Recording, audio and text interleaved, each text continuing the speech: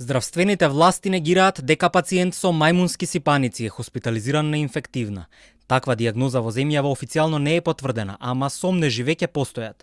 Написите во дел од медиумите допреле до Министерството за здравство, а од оваа институција само кратко известуваат дека се дадени насоки за лабораториски анализи и тестирање на примерок од пациент кој има некакви симптоми карактеристични за болеста.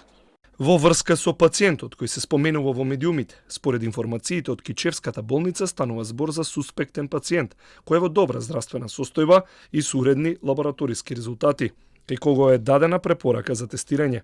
Во моментов се организира епидемиолошки тим кој ќе спроведе епидемиолошка анкета. На официјалната веб страница на Институтот за јавно здравје се наведуваат температура и треска, главоболка, замор, мускулни болки, исипи од течени лимфни јазли, како симптоми кои се карактеристични за болеста. Начинот на пренесување е преку директен и близок контакт со телесни течности и кожниот исип на заразеното лице. Под особен ризик се патниците од странство, а болеста е регистрирана во повеќе земји на Централна и Западна Африка, во Европа, Америка и Канада. Во регионот Србија има 23 регистрирани случаи, а Грција 41 пациент. Тоа се пациенти кои што се мажи на просечна возраст под 40 години. Земјава се подготвува за евентуални случаи на мајмунски сипаници, како и за капацитетите за тестирање. Во државата се обезбедени тестови кои што Институтот за јавно здравје има обезбедено, ќе работи доволно количини тестови кои се на располагање на институтот и кои што ќе бидат користени при евентуална појава на сумнителни случаи, за да може да се потврдат истите.